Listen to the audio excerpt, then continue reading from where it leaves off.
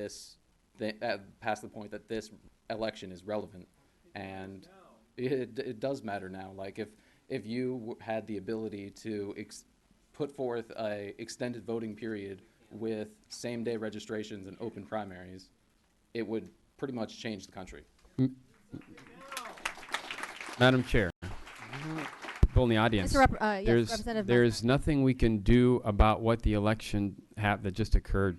Obviously, we're trying to explore what the problems were. We can't go back and sort of retroactively give people extended time. That would be a violation of other issues that the Supreme Court's ruled on in the past. Listen, audience, I called this hearing so that you had an opportunity to engage and be on the record. Work with me. We need to make sure this is structured and timely so we can get to as many people, all of the people possible. This is for you, and so let's use this in a timely fashion. And your comments are important and noted, and we do appreciate them. Thank you, sir. Thank you. The next individual wishing to speak, and then the next one in the queue, please. The next one is Danny Robinson, followed by Dean Palmer. Mr. Robinson. Is Danny Robinson here? Okay. Right where? I'm not seeing. Is there a Danny Robinson coming? No. Okay, then Dean Palmer is next, followed by Ryan Jaro. Who is here? Okay, Dean Palmer is up, followed by Ryan Jaro, or Jaro. Oh, okay. Are you the next one in the queue? Okay, you'll. Yeah, trying to find out. I'm Danny Robinson. Okay, I couldn't get in. Down. Excellent, sir. Thanks for joining us.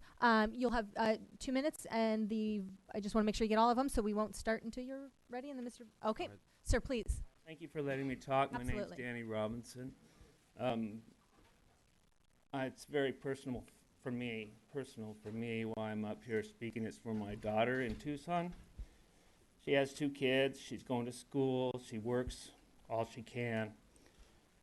And she took out the time from her day to go vote, and she stood in line for hours and finally got close to there, and they told her that her vote wasn't going to count.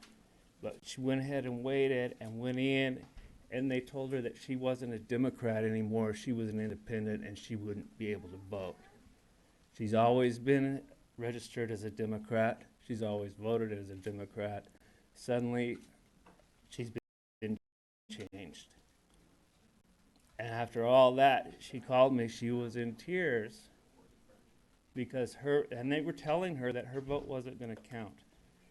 And one of the facts she was very upset about also was that they called the election before even a very small percentage of people had the votes in that were waiting in line.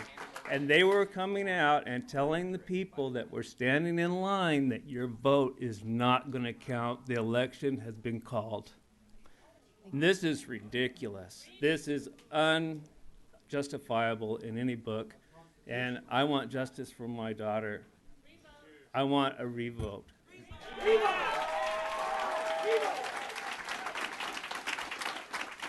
And I might add that I'm an independent. And I didn't realize I didn't get to vote until my wife and my other daughter got their mail-in ballots, which I normally get.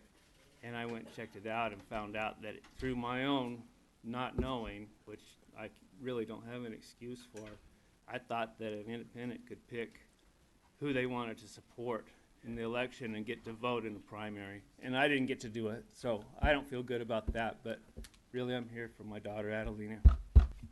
Thank you, sir. Thank you.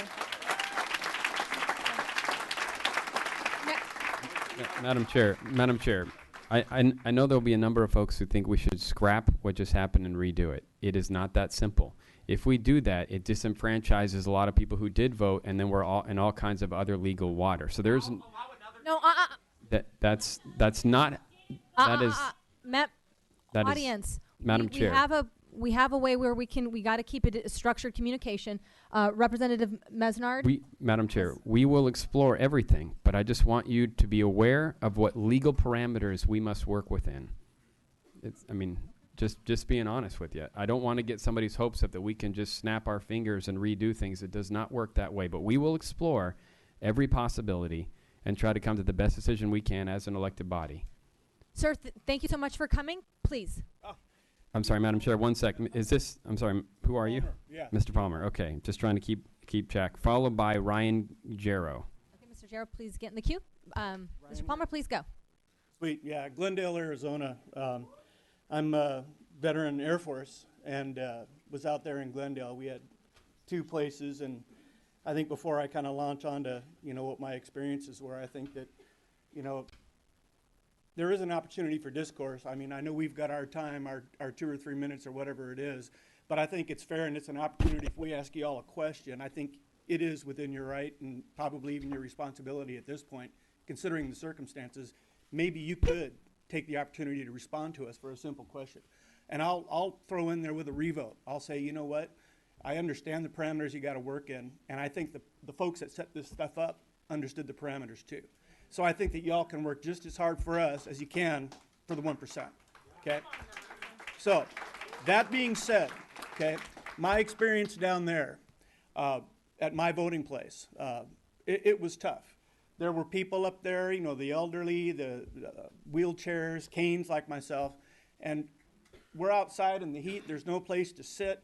They were out of provisional ballots at 7 a.m., and I've done my time volunteering.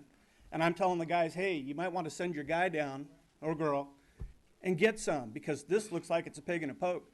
You can't do it. They don't want to be involved. So the problem I had was I'm standing there, and thank goodness I've got one of these things that folds out in a little tripod. I can sit. But so many people couldn't. They wheeled up there. Then on came the sprinklers. And the folks that were in the wheelchairs and this type of thing, they got hosed. And there was no parking. And people could not do it. And there were tons of people like myself that had to turn around, people that were crying, people that were in pain. They could not handle the wait times, and they left. Americans with Disabilities Act, we'd like a little consideration. Thanks, brother. Madam Chair. Thanks again. Thank you, sir. Representative Larkin. Madam Chair, Mr. Palmer. Yep. We need you back at the microphone. If you just don't mind coming back to the mic for just a second. Sorry. I think we have a question. Thank you, sir. Yeah, no problem. I just want to apologize for your experience, sir, and this is why I believe that we shouldn't have outlawed ballot collecting for these very reasons. Absolutely. Absolutely. And Jonathan, is that you? Yes. Or you can. We should not have made ballot collecting a felony for these very reasons. Round of applause. Yeah. Thank you, brother. Very important. Thanks, you guys. Thank you, sir. Thank you, sir. Okay, the next individual wishing to speak. Thank you so much, sir, for coming down. The next one, up to the microphone is Ryan Jaro, followed by the Reverend Jarret Mopin. Audience, we want to make sure everybody has an opportunity.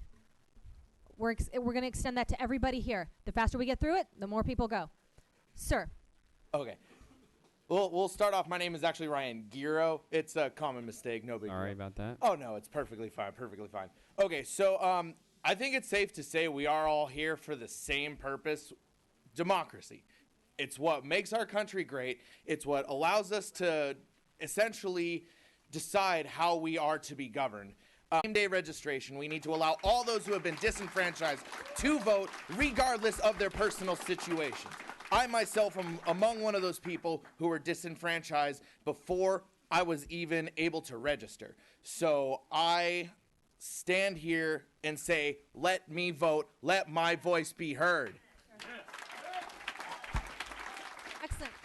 Thank you so much, sir. The next individual wishing to speak. We're going to respect everybody who wants to come to the podium to speak. The next individual wishing to speak was Reverend Jarret Mopin. Is he here? I know there's a delay out in the hallway. Okay. Followed by Leonard Clark. Is Leonard Clark here?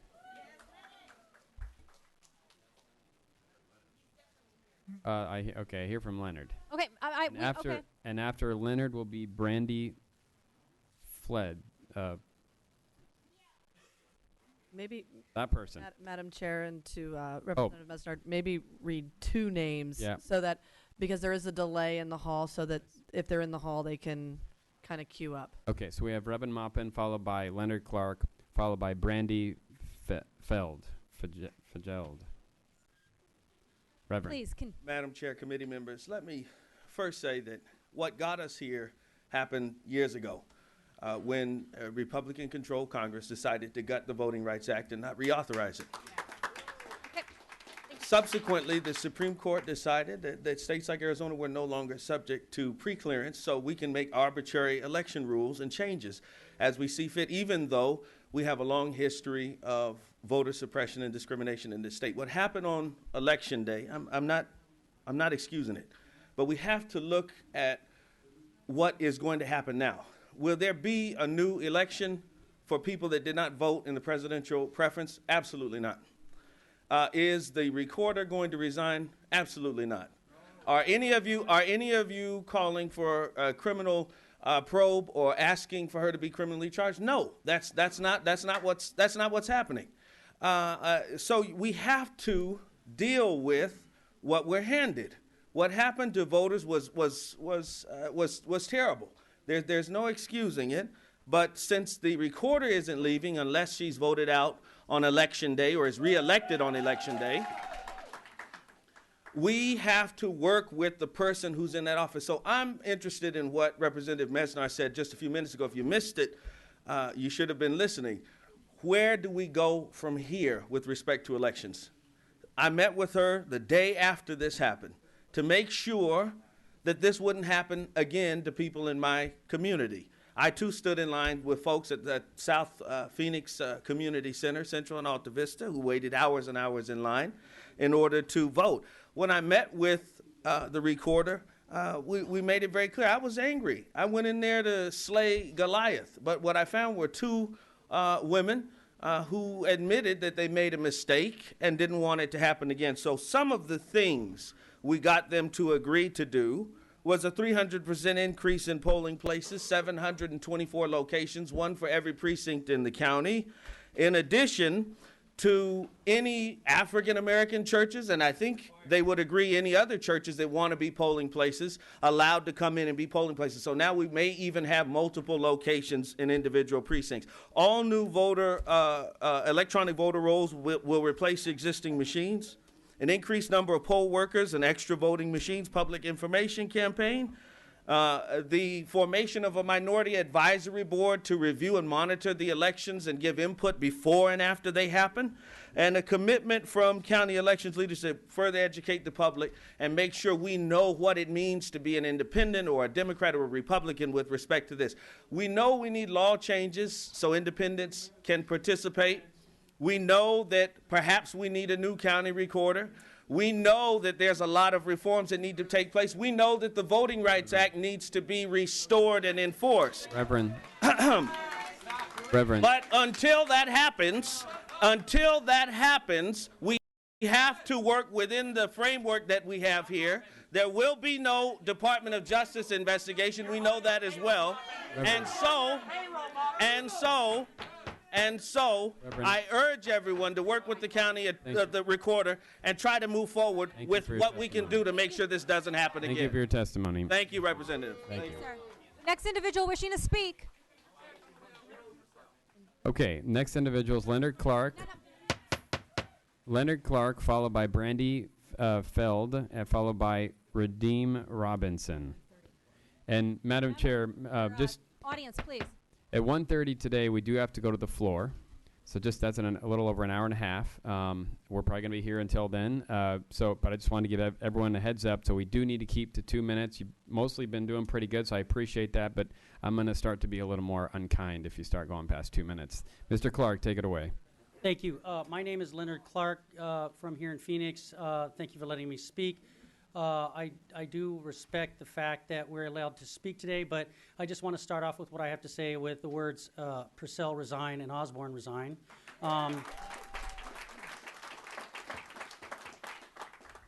It's like, instead of the boy who cried wolf, it's the two ladies who are crying wolf all the time. I'm not going to fall for it this time. This has happened repeatedly. There's a whole train of events, missed dates in Spanish, all these previous elections, the arrogant response. And even though I personally might forgive these two human beings on my own. I have no right to forgive what they did, making other elderly old ladies, children, low-income people who waited in line for 5 or 6 hours. I can't forgive her for doing that to those people. So what I want to do now is say to you that it is not fact. I have to disagree. We've already had a special court case in the eastern United States where a district court has ruled in one election where they are having a revote. So that is not a fact. I have friends whose names are on the Iraq wall out there, Iraqi operations thing that we had, who didn't come back with me from Iraq. And, you know, while I was there, I oversaw the Iraqi elections with the military police unit, and I got to tell you, they did it much better in Baghdad, Iraq, than what happened last Tuesday. So we cannot have this. Arizona is our state. It's a beautiful state. I ask that you please, after we're all gone, do not just placate us. We need the voter suppression law, such as the so-called ballot harvesting, which is not. We need that immediately rescinded by the governor. And I'm just outraged. I'm outraged, and I do want to thank the one elected official who's had the courage so far to call for the resignation of somebody who's been entrenched in power for almost 30 years, Representative Jonathan Larkin. Thank you. Thank you, sir. The next individual wishing to speak, and then we're going to take a... Madam Chair, we're going to, and then at noon, are we going to let the Secretary of State? Yeah, we're going to do a couple more, and then we're going to move to the Secretary of State. And then we'll go back to then we'll come back. Okay. So we had Brandi. Madam. Where's Brandi? And I'm very, very curious how to pronounce your last name. And then Redeem Robinson is next, followed by Ann Piran. Good afternoon. My name's Brandi Felgd. Thanks for coming. Norwegian. Say that again. And I just wanted to tell what my experience was voting. I got to my polling place at 11 o'clock. I was there until almost 2 o'clock. I was mailed an early ballot, misplaced it, and I thought, oh, okay, I'll be all right. And then when I got there, I realized, shoot, I don't have my driver's license because I left it in the bank thingy going through the drive-thru. So I had to use my passport ID. I used my passport ID, and they're like, they couldn't find my address. So I'm a medical marijuana patient, so I gave them that card, and it had my address on that card. And they were like, another 20 minutes trying to find me. And they finally said, okay, we'll go over here and see this person. And they gave me a provisional ballot. And as soon as I got back into my car, after waiting in the line for 2.5 hours, they were already announcing who had won. And I'm really confused because I want to know what those provisional ballots are saying. That's my question. That's my curiosity for being here. Thank you so much for the testimony, and you do bring up a point that we've heard several times, which is the announcement of the election while there were still people in line. So that I think that needs to be a part of the overall discussion that seems to be an issue that many people were concerned. And Madam Chair, yes, Representative Carter. And if somebody doesn't have the answer right now, they could just relay that information. What does the statute clearly say about announcing? Because I know some states have, so the statute is silent. And I think that's a great question. And because there is sorry, Madam Chair, because there is a relationship between the media and the calling of the early election. So I didn't know if we had statutory language on. And Jen could answer that. I think I just want to stay kind of. I have those questions too. Is it arbitrary? Is it in statute? Let's just get through a couple more individuals here wanting to speak. I think you brought up some great points. Thanks so much. Then we'll move to the secretary, and perhaps either her or Jen or Spencer at that time can speak to your issue. Representative Larkin, you had a comment? Yes, Madam Chair. Madam Chair, I would just like to take a moment and relay to the Speaker's office and make the suggestion we postpone floor. I think this is a very good reason to postpone our floor session at 1:30. I think this should take precedence. And then also to a couple people who had testified on the voter suppression bill, let's be clear, that was the Republican legislature that passed that bill. And I think that it would be in the best interest of this body going. Madam Chair, Mr. Larkin, Representative, it's going to be exceedingly difficult for us to actually get to the bottom of what happened if you start to make this about something that we passed that had nothing to do with this election. Oh, it certainly does. It absolutely does not. There was nothing, Madam Chair. It certainly Mr. does. Larkin, there was nothing about this Madam election Chair, if about I may ballot finish. harvesting. I'm sorry. Listen, we're going to do it like this. He has the floor. Representative Mesnard has the floor. He had to that point to your comment. When he is done, you can then go back to your original point. At that time, we will presume with continued testimony from the public, since that's, like you pointed out, important. We'll see what the speaker has to say. Your request is noted. Please continue your thought. Let's go. Madam Chair, Mr. Larkin, I am interested in hearing from the people here, and I am not interested in grandstanding. I want to get to a solution, and I want to get to a solution quickly. But if this becomes overly political, that will do nobody any good. This, Yes. Thank you. Madam Thank you, Chair, Representative Larkin. to that point, Mr. Mesnard, I just think it would be worthwhile to basically encourage the voters and the people in the audience here today that this legislature is open to have a more progressive election process going forward. That's what I'm hearing from the people who are supposedly grandstanding. Okay. This is about long polling lines and the presidential preference election that took place March 22nd. With that, we will go to our next individual wishing to speak. Thank you, Madam Chair. Redeem Robinson, followed by Ann Piran, and then we'll sneak in there Donna Cox. Okay. Excellent. Thank you for coming. Thank you for having me. I am a pastor in the African Methodist Episcopal Zion Church, and this concerns me because our community, I believe our rights to vote have been under attack. This was a planned attack by Helen Purcell, and I think she ought to resign after this meeting. People are in line for 4 hours. How does that happen? People are hungry. People in the heat. People, older people, standing in line 4 or 5 hours to vote. That's a problem. Helen Purcell, you really ought to resign. I mean, really, you should consider resigning after what you have done to the community. Sir? Also, I believe that we should have an extra day of voting. An extra day of voting. How can we call a winner when there are thousands of people still in line? How does that how does that happen? Someone please explain to me. This is voter suppression at its best. Once again, Helen Purcell, please resign. Do us all a favor and resign. Next. About the voting process, the issues, and the candidates. However, the primary responsibility for ensuring that the voting process is easily accessible to all, with no barriers to voting, lies with those public officials in charge of elections. This is especially important for individuals who have faced prior patterns of discrimination based on ethnicity, income, or geography, as was covered under Section 5 of the Voting Rights Act. This section of the Voting Rights Act existed to ensure that no proposed changes in procedures could negatively impact voting rights. The League of Women Voters is a strong proponent of Section 5 of the Voting Rights Act. On Tuesday, March 22nd, 3 years after Section 5 was declared unconstitutional, the voters in Maricopa County witnessed a very flawed presidential preference election.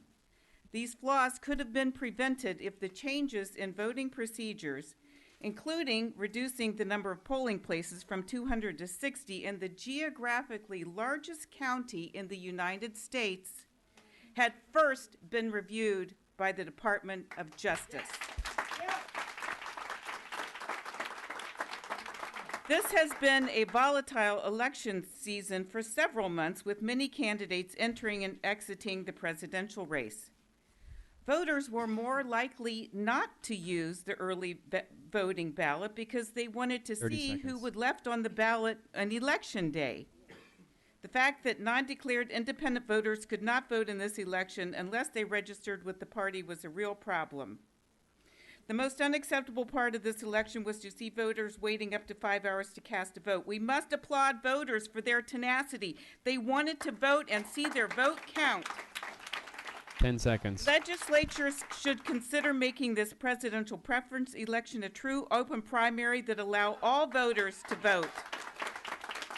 Your voting is a right for all eligible voters, but the responsibility for the process of voting belongs not only to the voters, but also to our government, which we entrust to carry out this most valued of democratic processes. Thank you very much for your testimony. Problems seen during this presidential preference election should not happen Thank again. you. We need to work together for a more open, honest, fair, you and accessible voting. Thank you so much, ma'am. Thank you very much.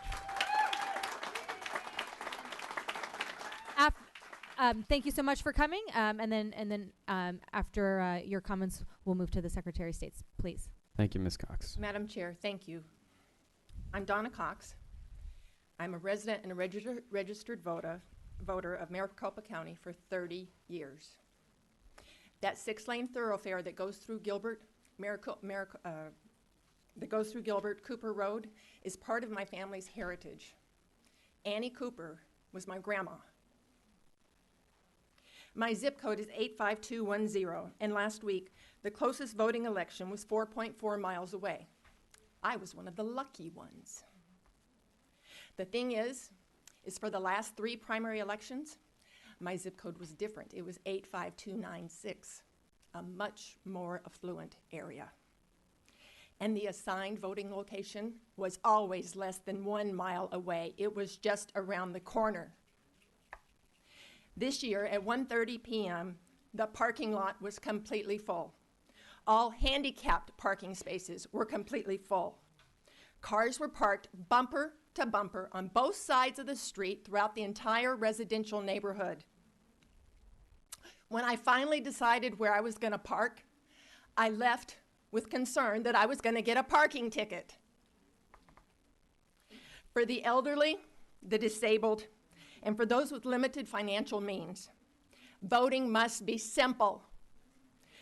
This last election, as you see, it was not simple. Yes, it's true.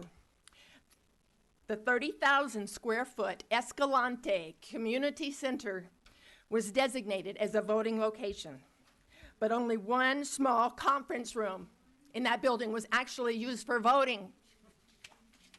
In fact, there were more workers in that room than there were voters. I counted 9 workers in that small room. 2 of them stood at the door limiting access inside. And when I voted, there were 6 voting booths. But there were only 3 of us casting ballots. The other booths were empty. Thank you for your testimony.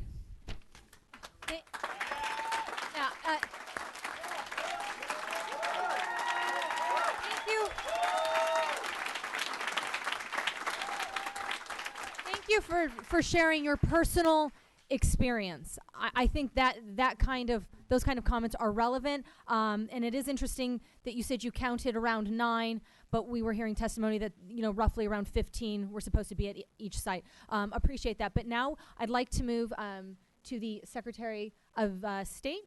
Why are speakers being skipped? I signed in before Len Clark. Okay. 8 a.m. Why are speakers being skipped? Listen. Yeah, we're activists. Okay. Respect. Madam. You're gonna. No. Listen. If you can't listen. Okay. Listen. Okay. Okay. Please, you need to be able to respect one another. I can't hear a conversation. I can't hear when you're talking over each other. We've heard public testimony, and I'd like to get to the Secretary of State. Madam Chair. No. Yes, Madam Chair. Representative Mesnard. Madam Chair, I am not skipping you. I don't know. Where was my name? I signed it. Madam Listen, Chair, yes. can we get the slips just? Jeff Woods. Okay. Madam Chair, for the sake of time, I'm not going to sit here and go back and search for all. We've gone through like, Madam Chair, we've gone through 10% of names. 10%. Okay, we're trying to get through them as quickly as possible. You can call me a liar if you like, if that makes you feel better, but it isn't true. I'm going down a list as it comes into my system here. We're gonna go. Let's. I don't think there's a way to do it. We will work on it.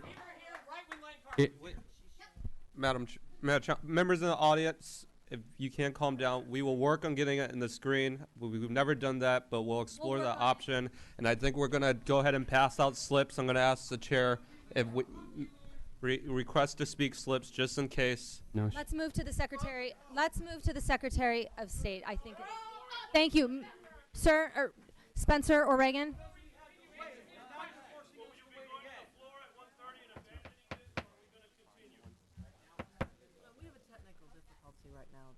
I'm waiting for the speaker to make that decision, and I can't make the decision. I can't make that decision. 1 minute. I can't hear. Sorry, 1 second. Okay. Okay. Secretary, please, the podium is yours. Yes, you're welcome. Please respect. Thank you. Please respect. Madam Chair, thank you for allowing me to speak. For the record, Michelle Regan, Secretary of State. And on behalf of election officials statewide, I would like to apologize profusely to the voters who are frustrated and angry with the election experience that they had last Tuesday. Audience, we're gonna respect every single person that comes up to the podium to testify. Please continue, Secretary Regan. I also want to thank you for braving the long lines that you braved and for also being here today to share your story. I also want to thank the poll workers who worked incredibly long hours on Tuesday. I'm going to skip all of the comments that I had about what we've uncovered so far in working with the counties and in some of the investigation that we've had so far. I went over that at 9:30. We will type up a report and have it available for your committee and for the public. Thank you. What I'd like to dive right into is that our office is not leaving anything off the table. And what I mean by that is that all election officials are in this together. And we at the Secretary of State's office want to take this as an opportunity to see what we too could have done better. And if there are things that we could fix or that we could do better, I want to know that so that we can see where we could perform better in the future. First of all, some of the things we found so far. One of our polling place locators online was not working consistently. We have 2 polling place sites. One is on the Secretary of State's website. One was on a third-party site called VoterView. That was not working. We are taking steps right now to make sure that is working by the May 17th election. I'm going to go through this really quickly. Again, I will have this typed up in a report for you. Second, if voters tried to confirm their registration status on the site VoterView and they entered their driver's license number in lowercase, the system was hard-coded and it wouldn't accept lowercase letters. Completely unacceptable. I know that happened to some of the folks that are in the room today. Our vendor worked all night to fix that on Thursday night. Again, not timely for the election. We didn't discover it until after the election. We apologize for that. And we tested it this weekend. We'll be testing it again this week to make sure that that does not happen again. Third, for future elections, our office needs a dedicated phone line into all counties. This is something that was very hard to deal with on the day of the election. We took over 2,000 calls into our office on Election Day from frustrated voters. They don't call when they're happy on Election Day. Many of those we were able to serve. We pulled people from our accounting office, from our library division, and we were able to get as many of those calls handled as we could. However, a few needed to be routed into the county, and not just Maricopa County, by the way, other counties as well. And we had to get in the queue, get those voters in the queue along with everybody else. And we would like, and we will be working with getting dedicated phone lines into the counties. Fourth, as been mentioned, and we are aware of this, our election night reporting software on our front page shows a bar graph of the exact precincts that are being reported as they come in. That worked on the front page. However, if you were to, as a voter, go on to and break it down into the county level, you probably noticed where it said Maricopa County, 8 out of 8 precincts reported, 100%. Probably very frustrating if you were standing in line and had not cast a ballot yet. In addition, you had the AP calling races. So you found out who was already projected to win, and you were still hours away from walking into the polling site. I heard several people ask, why does this happen? Twofold. One is that the AP called the races, so I'm not going to take responsibility for that. I will take responsibility for the fact that our website said 100% precincts reporting, and that will be fixed. No, that is not why they called it. They called it because they were doing math. And, well, Audience, thank you. Thank you. You guys have been doing much better, so that's great. Let's let Going forward, I applaud you for having this meeting today, and we want to continue hearing directly from voters that were at the polls that day, because that is where we are getting, and we want to, that is where we're getting the best information that we're getting. We're going to be hosting a series of public meetings. We will be announcing the date and times of those meetings later this week. They will be bipartisan meetings. We expect those meetings to be one in the Maryvale area, one in South Phoenix, one in the Tempe, South Scottsdale area, and one in the Gilbert area, because these were the areas that were the hardest hit and had the most frustration. Hey, audience, we're open to suggestions. Audience, thank you. In addition, we have developed a mobile map geolocator where people will be able to, in the future, be able to see on their phone when they pull up what polling places are the closest to them. And we are looking at ways that we can be more aggressive at posting waiting times at polling places. It shouldn't be rocket science, because it happens at emission locations. You're able to see the waiting times for emission locations now. And most important, I wanted to come and share with you today, we got up and running this weekend a website. On our website, you'll be able to access it 2 ways, and please, we do want you to take advantage of it. It's azsos.gov/myelectionstory.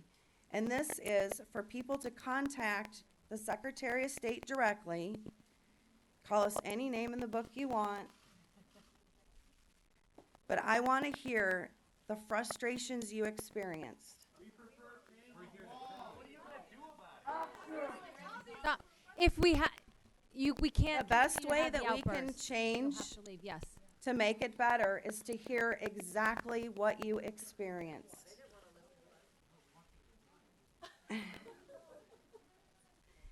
You can also access that through the email myelectionstory@azsos.gov. As I mentioned, we've been in contact with over 2,000 voters. And that is where we're getting the majority of our best information so that we can make this better with all of the counties and make sure that this never happens to voters again. So with that, I'm able to answer committee questions, and again, I thank you for your time. And I am going to stick around after this as long as I can so I can continue hearing from the people who showed up today. Thank you so much, Secretary Regan. I appreciate your time and your commitment to this issue. Representative Mesnar, you did? Okay. Representative Larkin? Thank you, Madam Chair. Madam Secretary? What? I've been called every name, so anything's fine. Miss Regan. I think a very difficult thing for me right now, and there is a question here just to let the committee know, is you're saying that there's so much effort being put forth from your office into voter engagement and making sure we have a nice, clean process here in the state.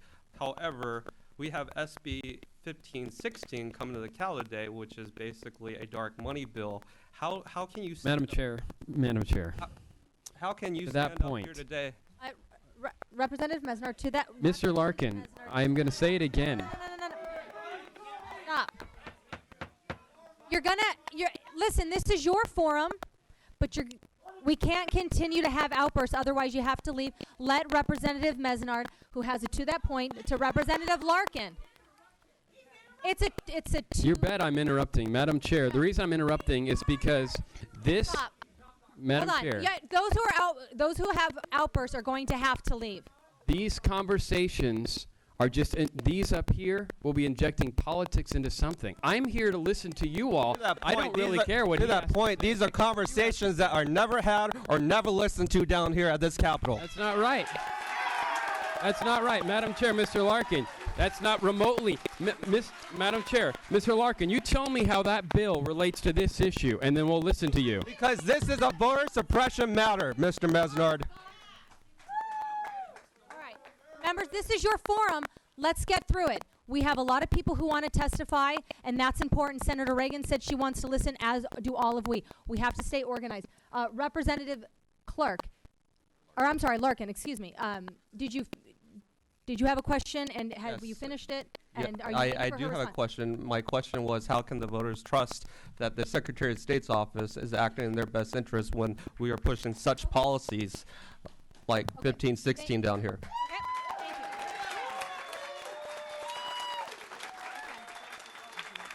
And Secretary of State Regan. Thank you, Madam Chair, Representative Larkin. 1516, we can debate it all day if you want, or... Do you guys even know what 1516 Most does? important provision of 1516 is the new ability in state law for us to go after these fly-by-night organizations.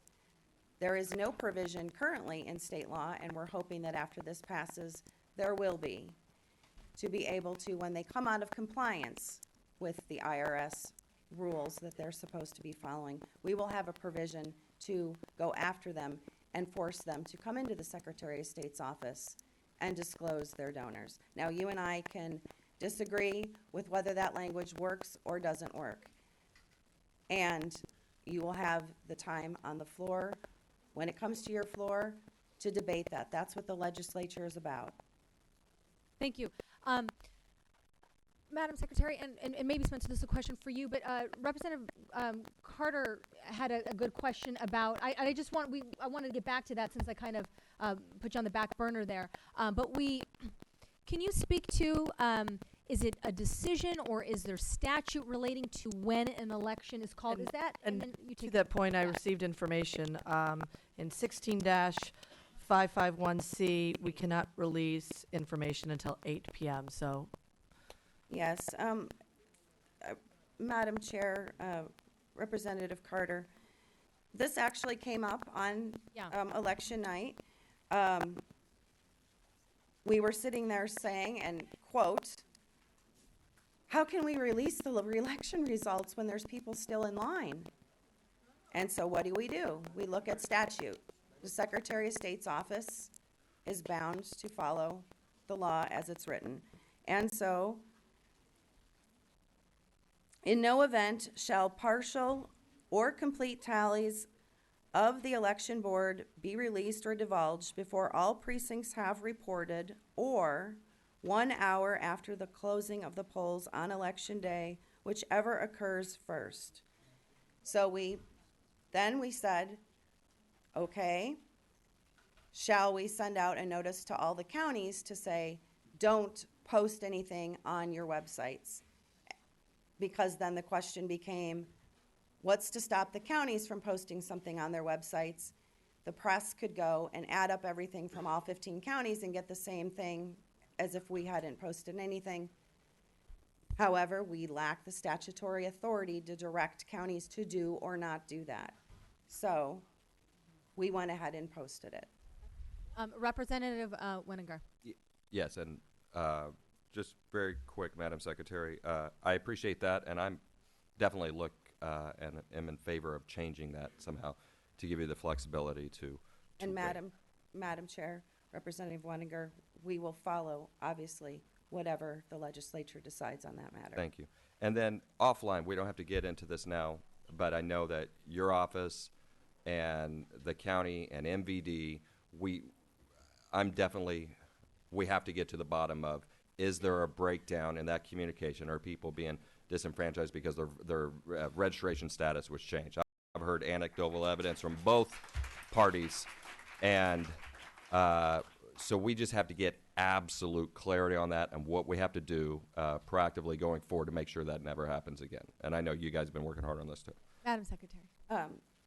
Madam Chair, Representative Wenninger, yes, we have been working on that extensively. In fact, this was something that I know happens, and I know it happened to people in this room.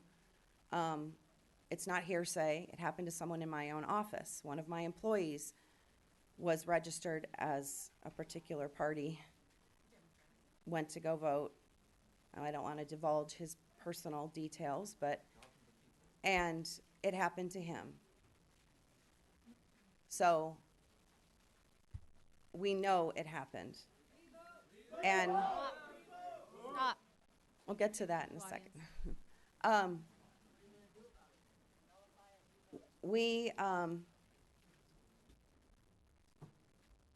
We worked with ADOT, MVD, all day Friday, and with the counties.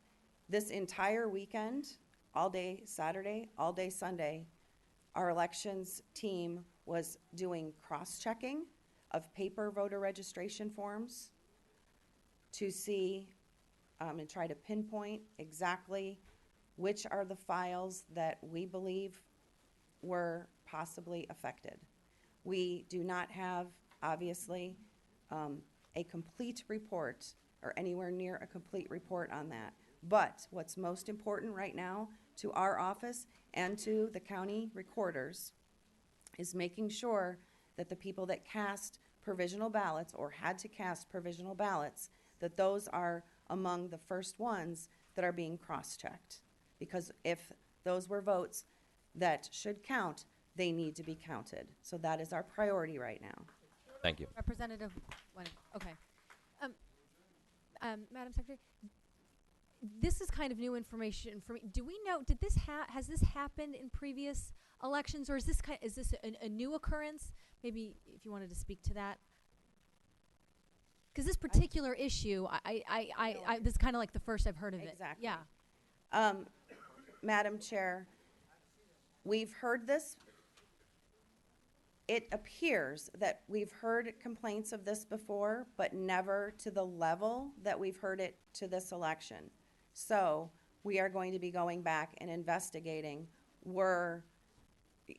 is this a new phenomenon? Was a process changed recently that wasn't from before? Or was it, what exactly? Is it something that has been changed? Was it a process that was changed? Was it a system that was changed? Or was it just because there was more people that were switching and more interest in this presidential preference election? Those are questions that we cannot answer right now because our priority is making sure that we're concentrating and cross-checking on people's provisional ballots and those that cast provisionals first. Thank you, Madam Secretary. Was there Representative Clark? Thank you, Madam Secretary, Madam Chair, for coming down here to speak to us. I'm happy to see you at the Elections Committee. I've not seen you at the Elections Committee yet. So it's good to have you here. I have questions for you about budgeting. So in the 2016 budget, voted in 2015, it was appropriated $4.4 million for your office. When you take away the special programs you had for elections night reporting system, upgrading that, and campaign finance database, upgrading that, that totaled close to $600,000. And then your staff, that left $2.6 million for the PPE. Now the counties reported when we passed that budget last year that this amount of spending resulted in a cost shift for the counties, such that the counties, who are required to run this vote, had to find the money elsewhere. So as that budget was being passed, did the leadership of the House or Senate or the governor, did you talk to them about this, what amounted to a budget reduction for polling places? Madam Secretary. Okay, thank you. Madam Chair, Representative Clark. Couple of different points here to possibly unpack. First of all, I want to make it clear that the elections budget for our elections process at the Secretary of State's office is accounted differently and held differently than the elections funding that comes into the Secretary of State's office and then goes back out to the counties. So I just want to make Madam that. Chair, can you explain how? Representative Clark. Well, what I'm saying is when you just said it was 4.4 million, that's a lot of that is just pass-through money, where we receive it and we pass it on to the counties. So I just want to be very clear. Our budget for what we consider election services at the Secretary of State's office is around 2.1 million. Okay. To do what we consider our stuff. Madam Chair, Madam Secretary, is that... When you mentioned Madam Chair, the campaign finance program that we're working on and the things that are purely Secretary of State related, that comes out of our $2.1 million budget. And anything as far as running an election, that's money that the legislature gives to the Secretary of State's office, and it goes right back out to the counties. It's kept completely separate. So, Madam Chair, Madam Secretary, that's the elections line. The elections line item, I have it okay. in the budget. Wanted to make sure we're talking about... Yeah, election services line item. Okay. Which they show here, 4.4 million total, and then you obviously back certain things out of that before some of that money goes down to the counties. But my question is, whether you look at the total 4.4 or the 2.1, was that a reduction from what you previously had or your predecessor had for the election services line item? Madam Chair, Representative Clark, I believe it was the same as it was the year before. What I can, and I will double check on that, what I can offer you is what we discovered when I was first sworn in. And that is, we knew that there was going to be roughly a $9.6 million cost for the presidential preference election that, as we all know, comes around once every 4 years. And at that time, then Secretary of State Bennett did not get that into the budget prior to him leaving. So when I was sworn in 2015, we were looking at the current year budget that we were under, and we were kind of shocked because it should have been in there because that money should have already been in the Secretary of State coffers to give to the counties. And the counties were worried at that time that that funding wasn't there. I came to the legislature at that time last session and met with the appropriation chairs and said, problem, it was funded roughly four something million, but the rest of it wasn't funded. And everyone at that time acknowledged, yes, it was left out of last year's budget. I don't know what the reason for it was, oversight, or maybe I can't answer to that. But you were all moving very quickly last year, which was great. And the budget was nearly complete. And so at that time, leadership in the House and in the Senate and the governor's office said, we recognize this. Thank you for bringing it up. We will make sure it is a priority the following session. To their credit, they have stuck by that. And that is why you saw your Speaker and Senate President Biggs, and for all indication, the governor's office has not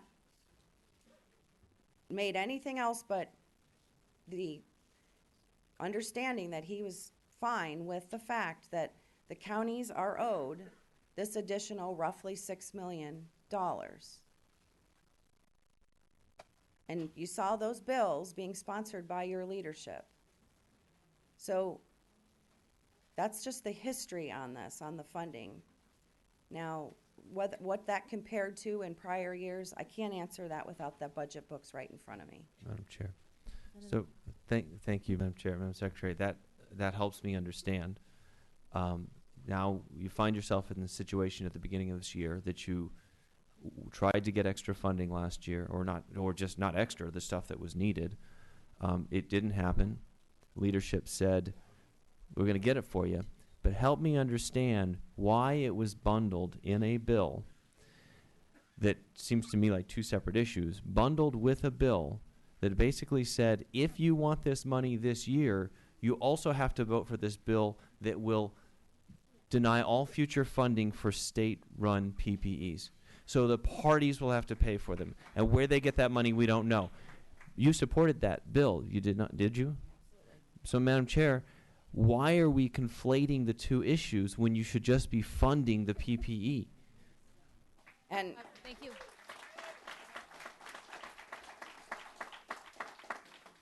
Madam Secretary.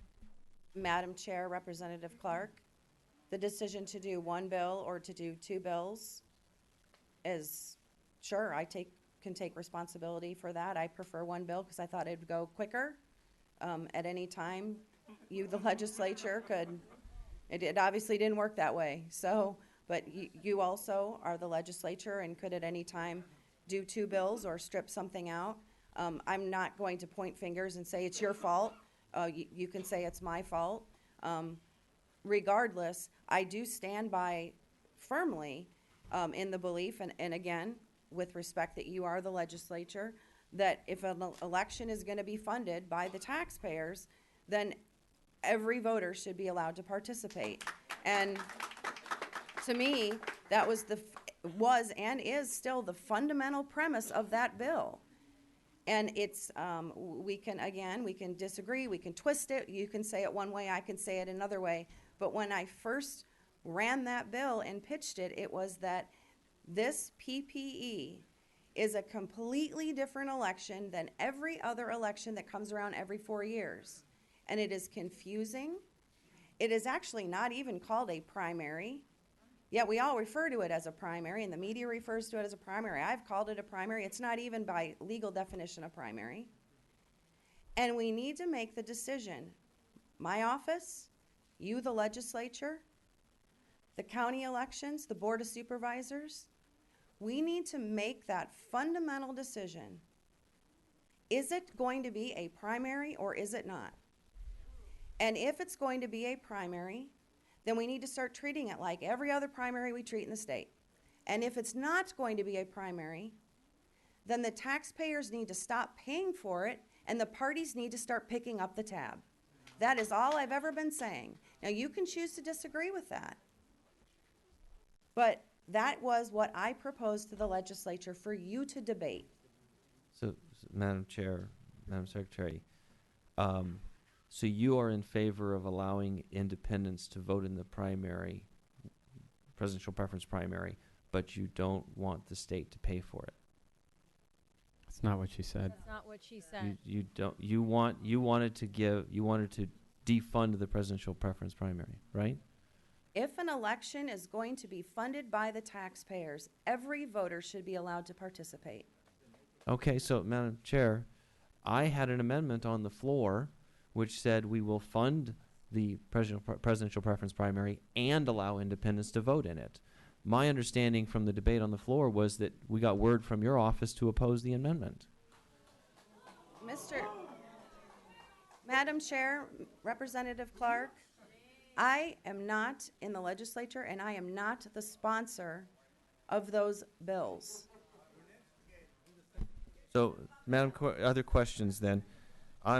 Madam Chair, Madam Secretary, how much money out of your budget do you spend on public education of voting rights and our process? Madam Chair, Representative Clark, as much as we possibly can siphon off. So, Madam Chair, Madam Secretary, do you have can you tell me how much that is? I mean, any rough idea? I can get that for you. Madam Chair, Representative Clark, one of the first things that I wanted to do when I became Secretary of State, and I have 2 of these people, I wish I could have 10 of them, is to start the program of voting rights ambassadors. And these are 2 individuals, one Republican, one Democrat, that go into communities. We focus on minority communities and young voting communities specifically, to explain to them, not just to register people to vote, that is good, but to specifically explain to them what are their rights as voters, because that is so lacking. They do amazing work. If I could have 10 of them, I would. If I could have,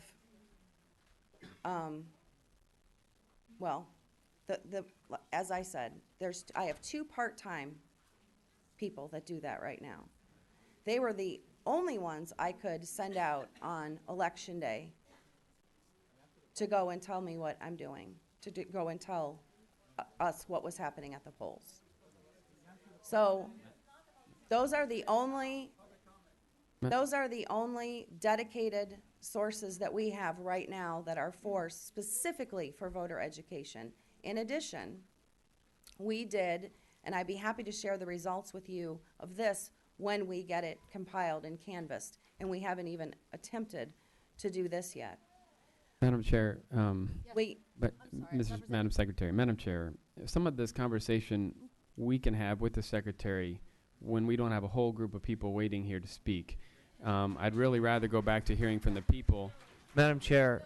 I'm sorry, hold one finish your comment. Madam Chair, we've gone through 10% of the names. We've got to get through the rest of the folks who came down here, maybe taking off work. We're supposed to go to the floor. All that's still happening. So if we don't get back, then we're not going to get to hear from people. We're going to recess for floor. I want to thank the Secretary for coming down. I thought that was wonderful. Not recessing now. We're not recessing. No, we're not recessing now, but we're going to have to for floor. We're going to continue to pick up with those wishing to speak. Madam Chair, to that point. Madam Secretary, did you have any closing comments or anything you wanted to leave us with or finish a thought, it looks like? Madam Chair, I just wanted to remind people, for the record, to visit my election story at azsos.gov. Thank you. Well, keep in mind that not everyone was able to be here today, and we do want to hear from everyone what actually happened in the polling places that day, because that's where we're getting some really, really, really good information that we can base changes on. So thank you. Madam Chair, is my line of questioning being shut down? No, but we want to make sure we get to the public. I absolutely understand that. We have limited. But people want to know what happened at the Secretary of State's level. Representative Clark. We have the public here. They want to be engaged. I think you're right. Understanding and hearing about the experiences of the voters is going to be important when we craft and look at possible solutions. We have a limited amount of time. Again, I thank the Secretary for if you have. If I have a closing comment, then Please do, because I'd like to get to the public testimony. You know what, Madam Chair? Thank you, Madam Secretary, for answering my questions. You're right. People do want to know, and we want to hear from them. They also want to know and understand that in a state with an incredibly confusing primary system where you can vote on this state, but you can't vote on this state, why is it that the Secretary of State does not have a larger line item for educating the public?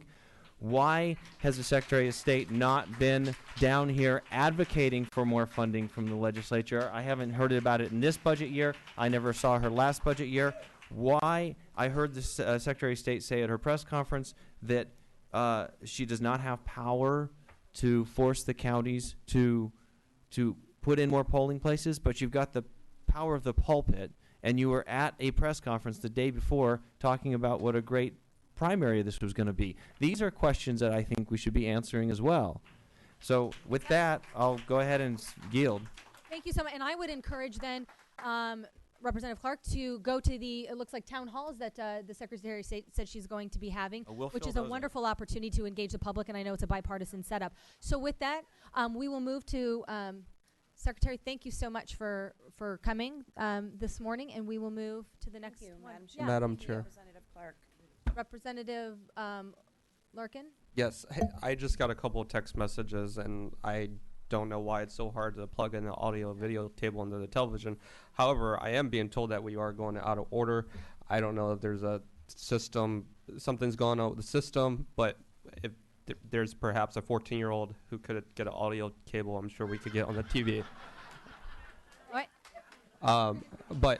So just to let you know, and then also, so are we confirmed then that the Speaker's office or the Speaker himself will not postpone for public testimony for this committee?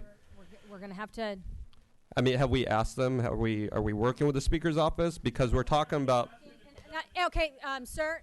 We can't have an outburst. Otherwise, you're going to have to. We're going to move to that. We're going to move to the next individual wishing to speak. Madam Chair, I just asked a question, and I would like to see if we have an answer to that question. Are we working with the Speaker? Are we being proactive? Yes. Because we're talking about the voice of the voters right now. You're using up their time.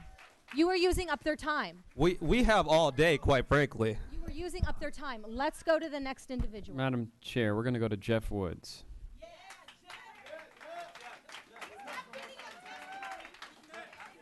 Yes, I do have video testimony. If you can please go to Phoenix Rising Media. Can you do that? Can you go to our Rising Phoenix Media on YouTube? Okay, so everyone here, please go to Rising Phoenix Media on YouTube. This has been documented. I got the beginning. I waited 6 hours and 15 minutes to vote. Okay, 45 minutes to park, 5.5 hours in line. We ordered pizza twice while waiting, okay? Everyone's calling out Michelle Regan and Helen Purcell, and that is totally justifiable. I want to call out one group in particular that should have known about this and alerted the public, the media, the mainstream corporate media in here. Anyone covering elections would have known. In 2008 we had 400, then we went with a uncontested Democratic primary in 2012 with 200 down to 60. It is your fault. You're supposed to be the fourth estate. You did not inform the public. No one knew about early voting, and I want to call out the Arizona Democratic Party as well for not letting anyone know that there was early voting, okay? If they knew there was going to be a problem, you know why they didn't tell anybody? Because they have their candidate already. Her name is Hillary Clinton, okay? That is why. Who do you think was changing all those names? Who do you think was changing all those names, okay? I know of at least 4,000 people. Okay, there's been 4,000 confirmed people that had the registration changed. Everyone that I know that had the registration changed was a Bernie Sanders supporter. Okay, I want a federal investigation and a nonpartisan recount of this entire vote. We need another day of voting. Okay, we need to count all provisional ballots. Okay, that's what we need to do. Okay.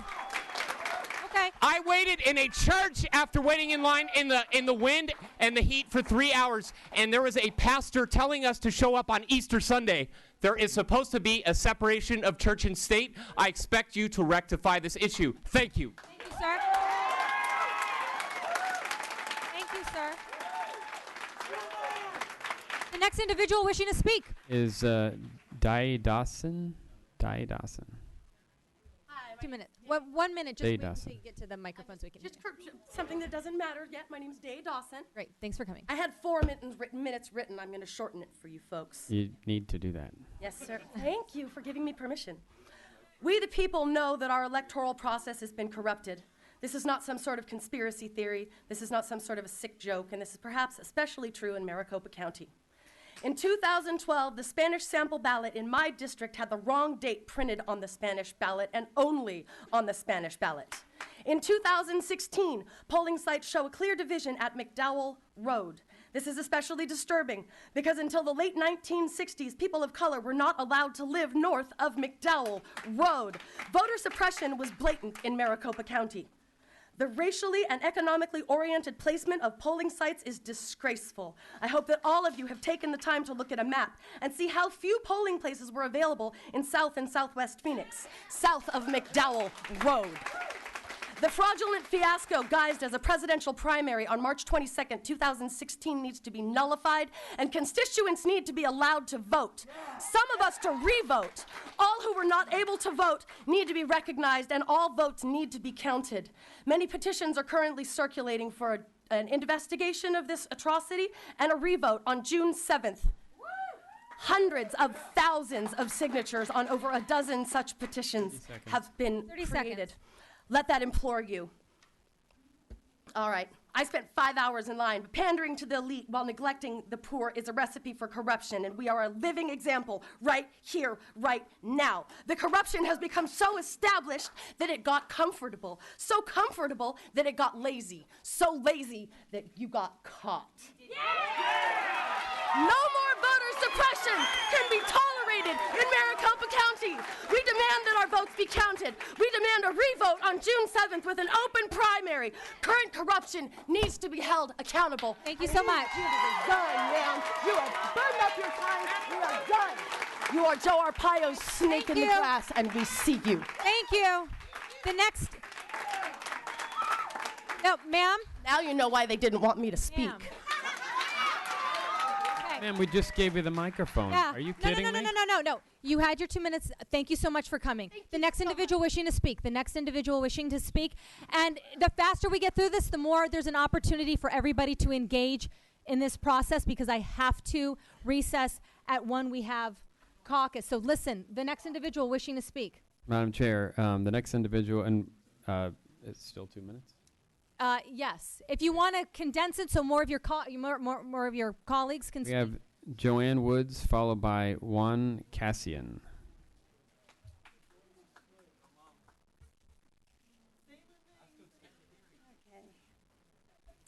Okay, I'm Joanne Scott Woods. Welcome. I am an early ballot voter. How can I be assured my vote was counted? This voting period has us all questioning that. Please have a published number to confirm our early ballot votes as well as all of our votes as registered. I would also suggest that registered voters who have no record of voting in this election be sent mail-in ballots and also be given the option of going to a polling site during a 5-day window. Utah in 2008 had such a window. I do believe we need a statute of silence, as in this election and perhaps in previous. Winners have been called at 1% based on the early ballots casted, which also discourages voting, even in long lines. Thank you. Thank you. Thank you so much, ma'am. Okay, we'll go to Juan Cassian, and then Mr. Gallardo is here. So we're gonna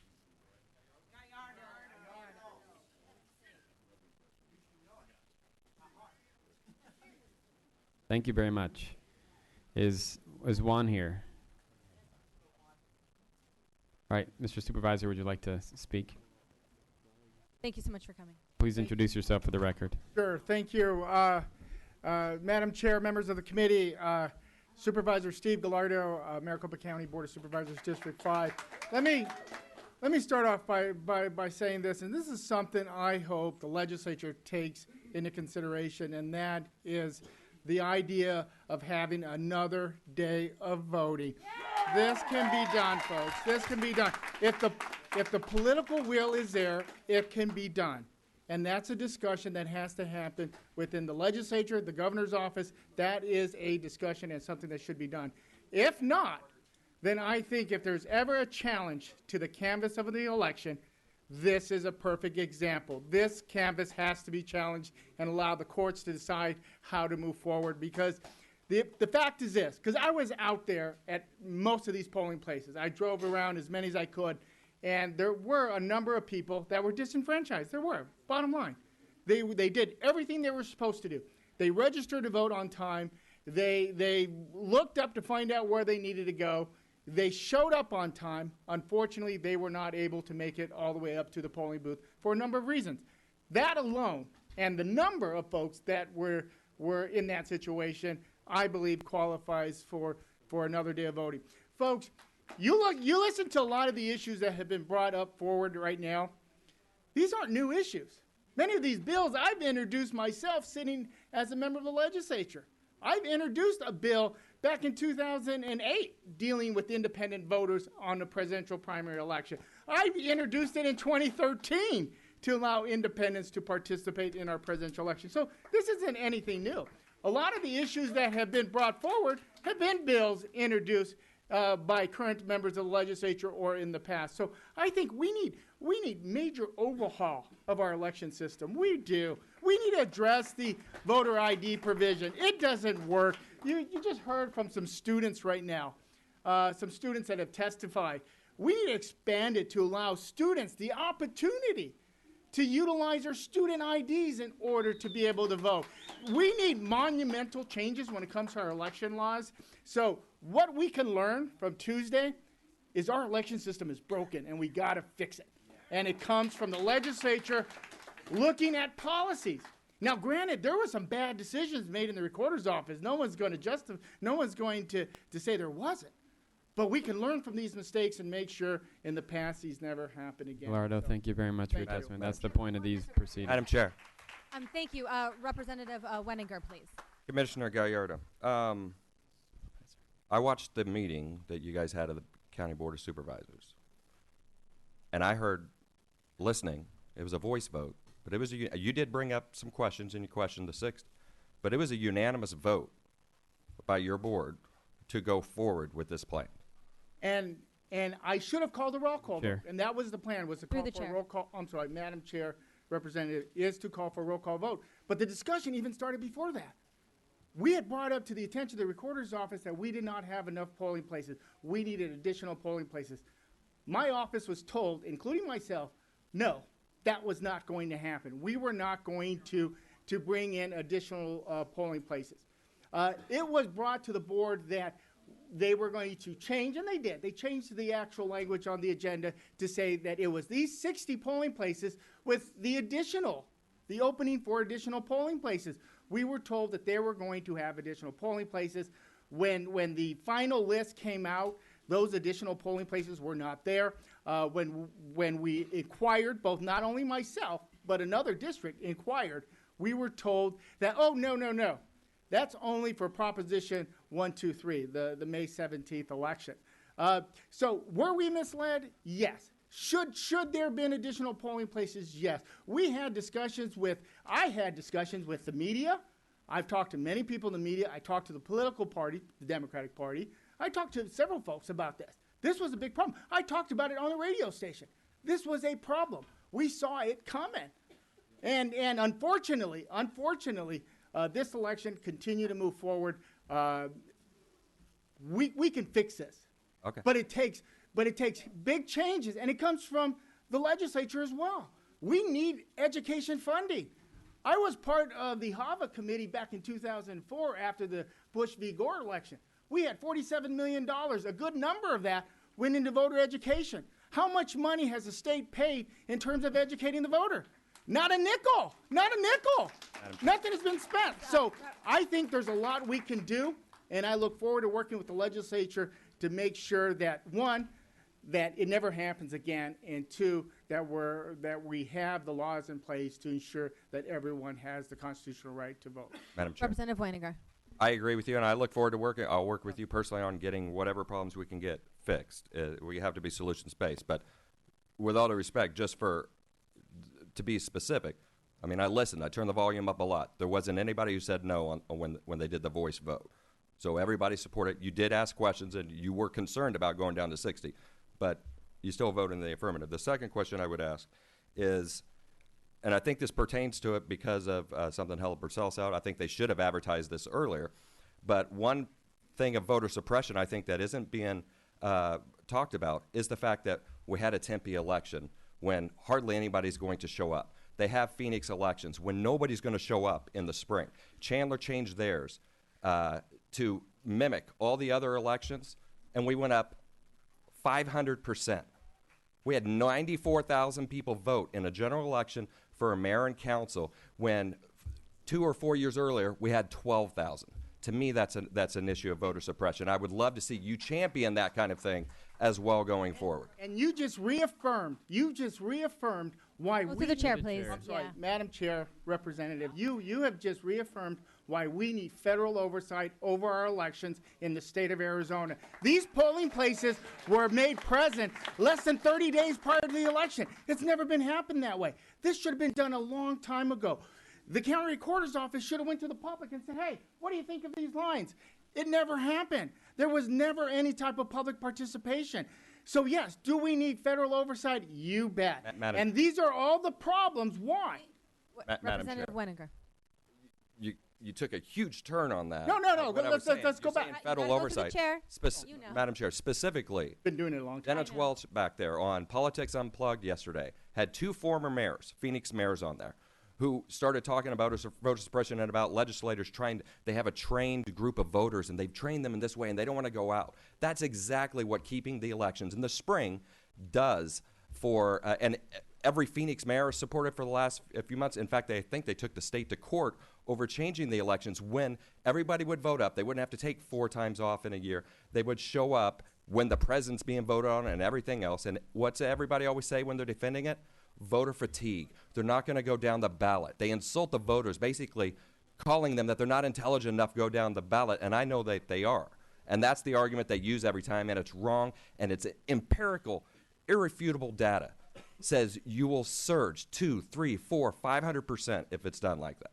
And I just would love your support on working on that in the future. Yes. Madam Chair, Representative, I can tell you that I haven't been a big supporter of consolidation dates. I believe it's a local control issue. I think the cities and towns know what's in the best interest of their cities. When I was in the legislature, I wasn't a big fan. I stood with cities and towns and said, no, let them, they know their constituency, let them decide how they are going to conduct their elections. In terms of voter fatigue, we need voter education.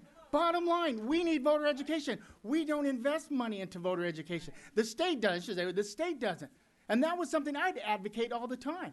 When we had the $47 million in HAVA, a good portion of that money did exactly that. I'm not too sure if there's any money left over in HAVA or not, very little. But we need to invest in voter education to inform voters about what elections are done. And in regards to PP&E, open the doors. I've introduced the bill several times to include independents in presidential preference elections. You can do it. All it takes is the political will by this legislature to pass these types of policies. We can ensure this never happens. Thank you, Representative Gardo. And I think, as far as consolidated elections, you stand with the voter when you support consolidated elections because as was just testified, turnout is 2, 3, 4 times the amount. That's what voters want. They want their voice heard, and when you consolidate an election, you have turnout that supports that. So, one moment, sir.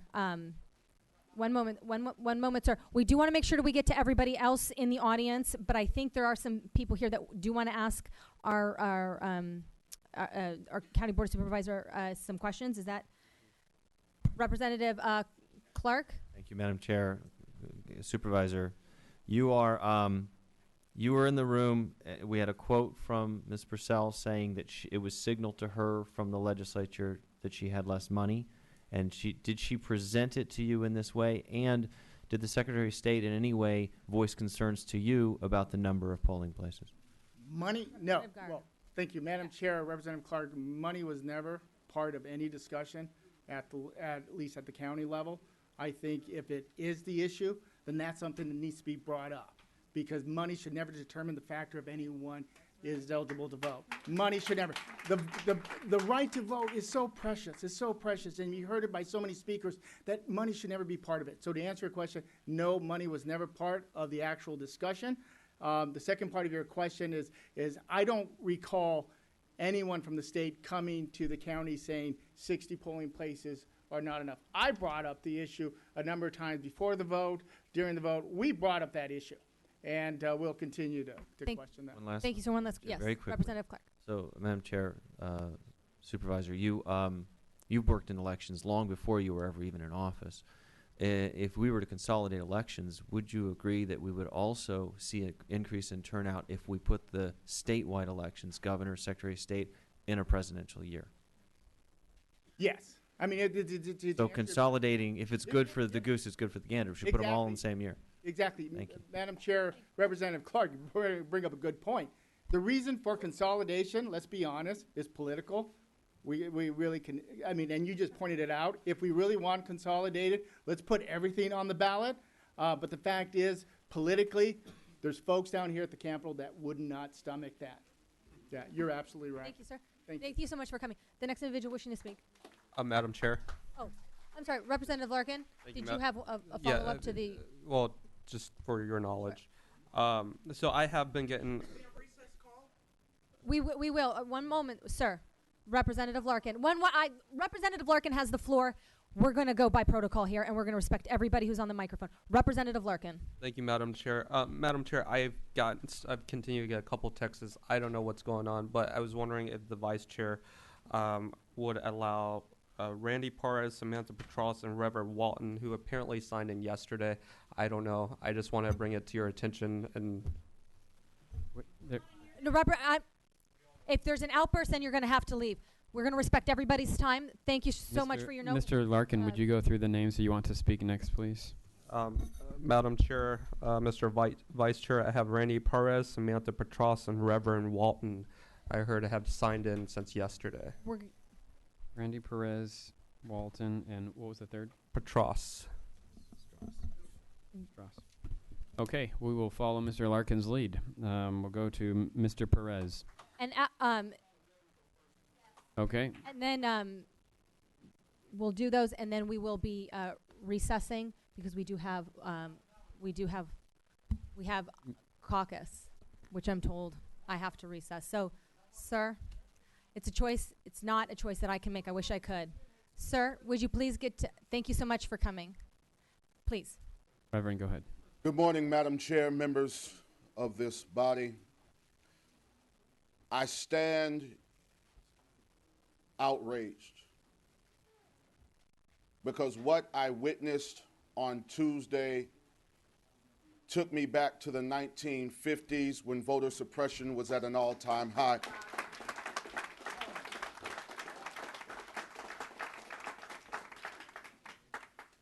It reminded me of the stories my grandmother would tell about living in Texas as a little girl when she wanted to exercise her rights as a young black woman in these United States of America, and that right was taken away from her. County Recorder Purcell, if you were a private citizen, you would have been terminated for your lack of knowledge.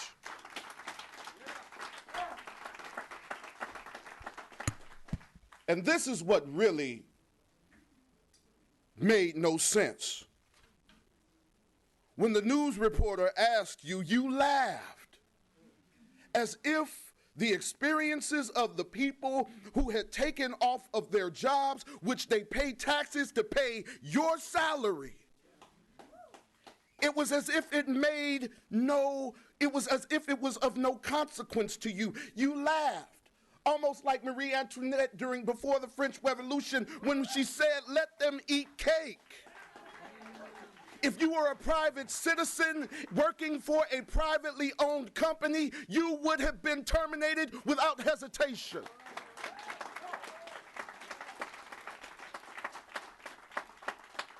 And then to come to testify before a joint meeting of the House and Senate, and your current, do you realize the number of times that you said, "I do not know, I'll get back to you"? The people do not have the time to wait for you to get back to them. This is not a joke. This is not a game. The blood of the people's hands is on you.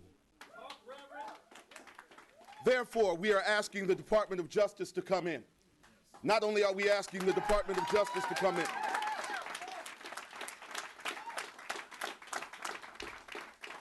and I want us to all understand something. This is not a partisan issue. This is an American issue. And it does not matter who you are. It does not matter if you are elected. It does not matter who your person, your candidate was. This was a travesty of justice and made us an international laughingstock. And last thing, I do understand, I do understand. Last thing, for you to meet less than 24 hours later with someone and proclaim that the problem was solved, let me further know that this was a problem that you knew about, this was a problem that you could have handled, and I'm sorry, the buck stops with you. You should resign at the end of this hearing. Thank you.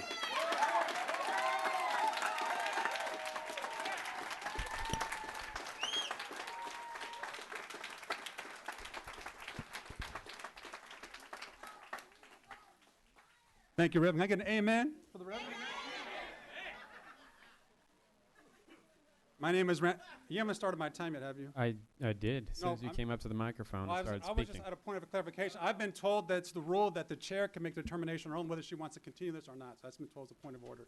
That's not the speaker's decision. Mr. Perez. My name is...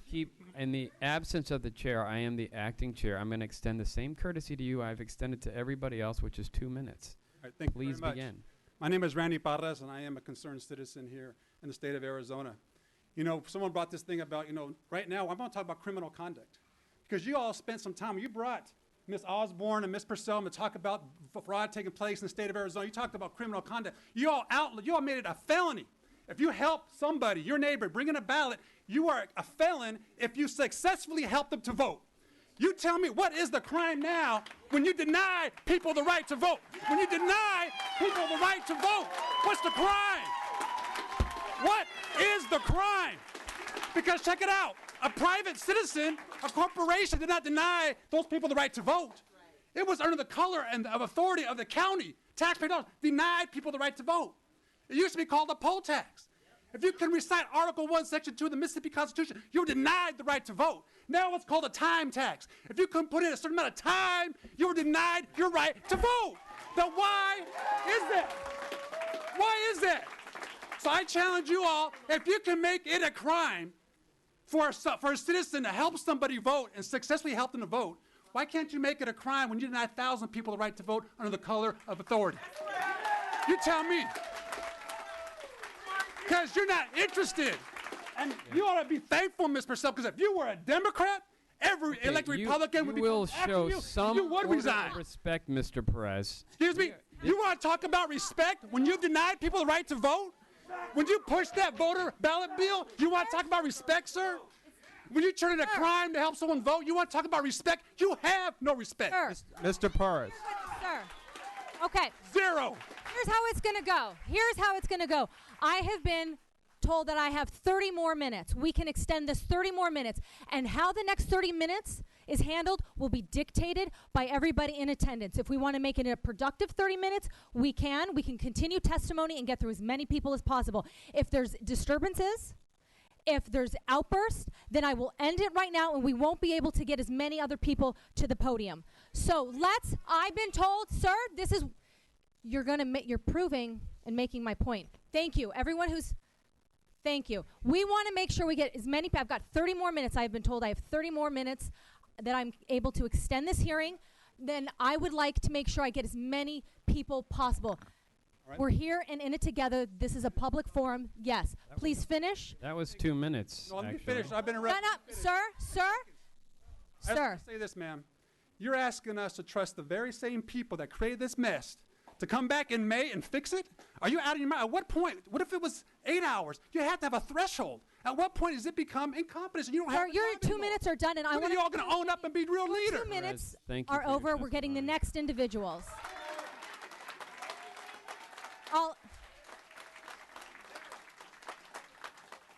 Now remember, this next 30 minutes, it's in. No, sir. All right, outburst. I need you to leave.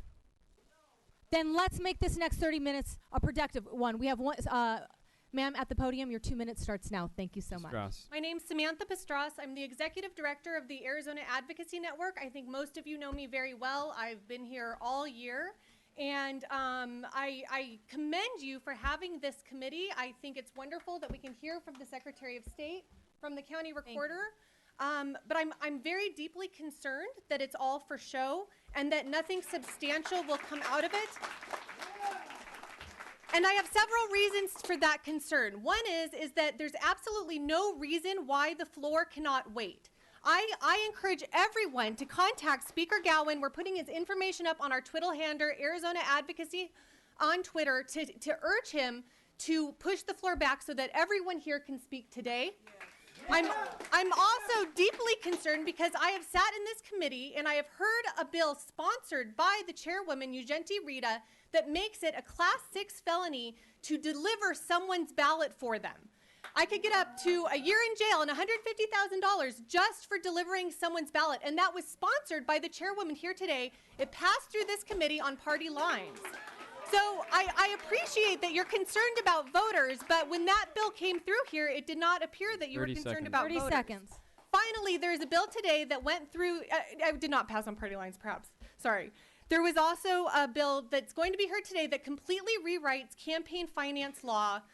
It will put special interest will be in charge of who we get elected. And it's very clear today that who we elect matters, from Secretary of State down to county recorder. Voting is absolutely essential. And when we have money in politics, that is a barrier. They talked about it earlier. It's SB 1516. It's nearly 60 pages long. It has been shoved through this legislative session, and the Secretary of State is the one behind it who's been pushing it the entire time, although it was unfortunate she missed the committee hearing when it came through here. So I urge everyone to please, let's wait on the floor, and I would like to see some real action being done, because we have another election in 50 days, another one 5 months from now, and then one after that in 7.5 months. When a person does not have reasonable access to voting, they are being denied the right to vote. Thank you so much. The next individual wishing, audience, remember, you're in control here as far as the use of our time. The next individual wishing to speak. Okay, the next person is Juan Cassian. Did we ever find him? I'm guessing not. Charles Carpenter is next, followed by Lisette Cole. Thank you, sir. Your 2 minutes. Thank you very much, Charles Carpenter. God, are we having fun? Yeah. This is why we can't have anything nice. My experience was that I arrived at the polling place on 42nd Street and East Thomas Road, at a church. I arrived at 4 p.m., cast my vote at 9:30 p.m., and at that time, somebody had just come in right as we were getting ready to check in, told us there were about 580 people in line behind us. And we had been listening to reports of Hillary Clinton and Donald, being declared the winners, and it's disheartening. I don't know if any of you had that experience or had friends or family that had that experience, but it's incredibly disheartening. And I can kind of guess who the folks waiting in line were likely to be voting for. Yeah. I don't know. You guys. It seems to me that it doesn't have to be this complicated. I might be missing something, but y'all working really hard to make this really complicated. Am I wrong? I don't know. Looks complicated to me. Doesn't have to be. You have 30 seconds. And I think that it's really important that A, everybody get heard, and B, we really take this seriously. I did. I stood there and waited. I wanted to go home. I was tired. I was hungry. My family was waiting for me at home. But I stood there and cast my vote. And I think a lot of other people did the same because they think it matters. And it should matter to everybody equally. Thank you. Thank you for your personal experience. The next individual wishing to speak? It does matter. Many of us waited in those same lines. So thank you very much, sir. Lisette Cole, followed by Andrew Cameron. Great. Madam Chair, committee members, my name is Lisette Cole. I'm a law student at Sandra Day O'Connor, ASU Law.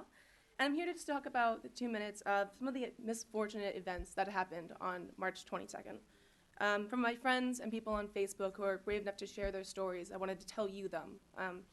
First thing, the lines were terribly long, people waiting from 1 to 2 to 3 to 4 to 5 hours to vote.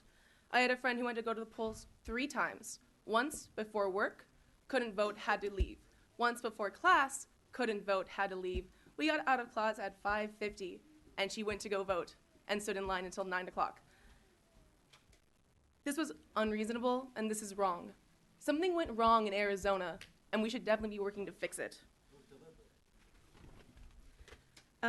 Second, there were registered Democrats who did not receive their early ballots, who were on the list, on the permanent voting list, and had to go to the polls and vote on that day, adding more to the numbers that I think Helen Purcell did not count on. Finally, a friend went and drove around, talking about how there's open polling places. She drove around for an extra hour looking for one polling place in probably a couple mile radius that did not have a long line, so her and her young child, who is now 18, could vote, and they did not succeed in their mission. There was a systematic attempt to suppress voters in Arizona, and the government and our elected officials need to be held responsible. 30 seconds. We need to have open primaries, and honestly, we need to do a re-vote for this election so that everyone can vote. Thank you for your time. Thank you so much. The next individual wishing to speak. Is Dianne LaCotta? I'm sorry. It was Andrew Cameron, followed by Dianna LaCotta, Rasmussen LaCotta. Thanks for coming. I had prepared a joke, but I think we have heard enough jokes from Ms. Purcell and Ms. Regan in this committee. And I would like to ask you, how does it feel to be laughed at, Ms. Purcell? You were laughing at us on Tuesday, and you are laughing at us now behind that cold gaze you're staring me down with. Sir.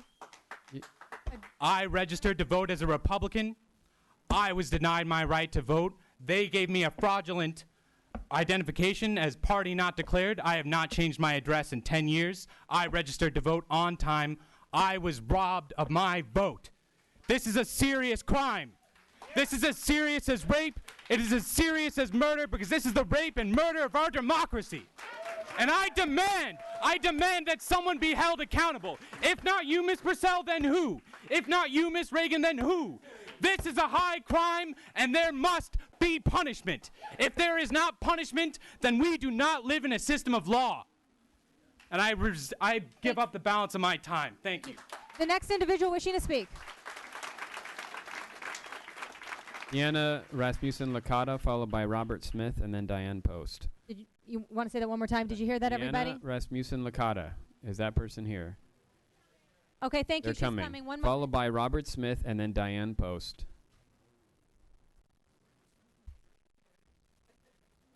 Did someone say Ms. Rasmussen LaCotta was coming? Come on, people. Okay, let's then go. we're going to go on to Mr. Robert Smith. Who's next? Is Robert Smith here? No. Diane Post. Ms. Post? Followed by Susan Bernstein. I'm a premium poll worker. I've worked for 20 years with the polls, and that means I've got extra training, and I work for 18 Madam Chair, just for the record, because I'm really trying to follow who's testified and who hasn't, could you just start with your name? Diane Post. Perfect. Thank you. And I worked 18 hours that day, and I was on the poll book, so I have a lot of technical information that I would like to give you about how the poll books worked or didn't work, which I can't do in a minute. But I want to mention a couple of things. No one yet has mentioned what happened to the poll book that I was using, and I know other people in my precinct were using. And that is, when you get to the last screen for a provisional voter, it comes up, select party, select ballot type. The type being which CD district you were in. 9 through 1, et cetera. So I would collect, sometimes I actually had their registered voter card. It would say Dem. I would select Dem. I would go down to select ballot type. It would only give me Republican. This started at 9:30 in the morning. I called over the inspector. We went over everything. We could not fix it. This is what we did. From then on, and I started keeping track of what was happening. It happened for 36 times for the rest of the day, and I kept track of every one. And what happened then was I was required, supposedly, to give them a Republican ballot, which I did not do. I gave them a Dem ballot. 30 seconds. I pushed the tracker receipt. On it, I wrote was Dem. So they could audit it and see why there were more Dem ballots gone. So they could actually check the audits. And then they voted the way that they said they voted. And sometimes I actually had their registration card that said how they were registered. And as far as changing the voter registration, I started keeping track at 5 o'clock, and I worked till 8.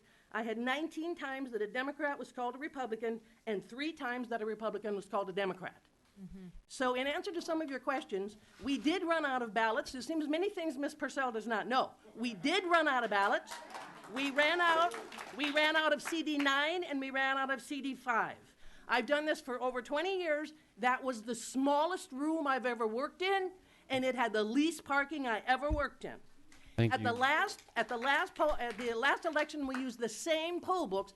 I was the inspector at that election in my precinct. We never had one problem. So something changed between then and now. Thank you for your personal experience. No, ma'am. Oh, not yet. Not done. 1 minute. You members, let's hear what she has to say. Let's use our time wisely. We have a question. I thought it was really relevant testimony. Representative Carter, please. Thank you. That's why I wanted to clarify the name. Did you email all of the members of the committee? Okay, because I want to make sure that because I want to let you know that I turned that story in, and I really appreciate you taking time to email us to provide those kind of details, because with those kind of details, we can hopefully find out what went wrong. And as far as your calling people to speak, I signed up on Saturday. Okay. To speak here today. But thank you for emailing the committee members, just so you know we did. Detailed information. Thank you for your ingenuity too. That was helpful. Yeah, thank you. Okay, the next individual wishing to speak. Eating into your time. This is your time. Let's get the next individual wishing to speak. Susan Bernstein, followed by Stephen Cormany and Donald Crandal. Susan Bernstein. No, Susan. All right, Stephen Cormany. Is Stephen here? Stephen? Okay, Donald Crandal.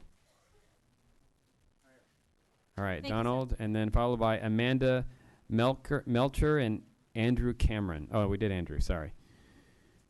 Go ahead. Thank you, sir. Your name for the record, yep. I go by my middle name. It's Paul Crandal. Chester Crandal was my first cousin. Sorry for your loss. Yeah. Loss for us all. So I just have a few soft questions. When was the last time that any of you had an open town hall in your district to listen to your constituents, to all of your constituents? I'm doing one this evening, actually. But continue. Okay. I want your All 2 right. minutes to. Well, I was waiting for an answer. So, you get a bunch. Why do you hide behind the email on the websites instead of publishing your normal email address that allows us to do delivery and read confirmations, and you would get much more feedback if you weren't behind those website emails that apparently go to a black hole? The last question. That's not how our email system works. You can see the emails coming in for what it's worth, but we don't do what Congress does. They do something different where it does maybe go into a black hole. What's your email address? This is for this is public I'm happy testimony. to give Use it. your 2 My minutes. for all of our emails are our first initial, last name at azleg.gov. You can write it all down. First initial, last name at azleg.gov. It's public. Thank you. The last is, will the video of this meeting be available on azleg.gov? Yes, It sir. is. Okay. Yes. All Thank right, you so thanks. much. Thank you. Thank you. The next individual wishing to speak. The next individual was who just spoke? Stephen Cormie. Oh, he wasn't. Okay. Amanda, go ahead. You're next. Amanda's next, followed by Adrian Fontez and Mary Martin. Madam Chair, members of the committee, I'm Amanda Meltcher, representative of independent voters for Arizona. As we've heard, last Tuesday's debacle was influenced by many factors: lack of oversight from the Secretary of State, lack of funding from the governor and the legislature, and lack of planning from the county elections director. I am here to speak to a more fundamental and insidious issue: the willful suppression of the largest portion of the Arizona electorate. Independent and unaffiliated voters are often presented as an apathetic, disinterested group. As we saw Tuesday, this assumption is grossly ignorant of the realities on the ground. Thousands of independents did turn out, waited in line for hours, only to be told that they did not have the right to vote. This voter suppression impacts millennial voters. 50.5% of registered Arizonans under 30 are independent, and deeply impacts the minority community as well, as 41% of Latino voters in Arizona are registered independents. Independents are the largest block of voters in the state, 1.2 million people, or 37% of the electorate. This is not a fluke, nor a passing trend. Just because we are disengaging from the parties does not mean we want to disengage from the system. Independents want to vote, and we want to have a voice and influence. But current law bars us, or else makes us jump through hoops. The presidential preference election is especially egregious, as it is the only election in Arizona that is completely closed to unaffiliated voters. Independent Voters for Arizona has forced the state government and the media into a conversation about the fact that independents are being denied those rights. The parties had an opportunity to open the primaries. They did not. This legislature, with HB 2567, had the opportunity to open the primaries to independents per Representative Clark's amendment, and every Republican representative voted against that. There is no excuse for the continued suppression of independent voters. We have the right to meaningfully participate in the great experiment that is American democracy. We are not going away, and we will not continue to be shut out. Madam Chair and members, the election Tuesday showed the need for action and reform. You have an opportunity to do so this session. I urge you and your colleagues to act and to recognize the votes of all citizens. Thank you for your testimony. Next is Adrian Fontez, and then Mary Martin, and then we're going to go to Representative Townsen. Madam Chair, honorable members of the community, a political culture that worships at the altar of slashing budgets will eventually lead to the complete collapse of our most sacred democratic institutions, the right for Americans to vote. You are as responsible for this as anyone else. Section 5 of the Voting Rights Act, which was recently removed as a portion of our requirements here in Arizona, should be considered a minimum floor for protecting the rights of Arizona's citizens and eligible voters. It should not be considered a burden on the office of the chief elections official to be avoided at all costs. Additionally, a data breach some months ago occurred as to the voter rolls. Why was there never an audit? Why were the voters never informed of this formally? And I will say this, I join with the League of Women Voters in indicating that all voters, including independents, should vote in all elections in Arizona. If I would propose, Honorable Chairwoman, that it is not against the Constitution of the state of Arizona, you should take it upon yourself to act to find a way, through emergency legislation, to reenact Arizona's presidential preference election on June the 7th. I think that's the least that the Arizona voters can have. And finally, I have 30 seconds? 30 seconds. And finally, when I went home that night so late and got up so early in the morning and had breakfast with my kids, they asked me why I was so mad.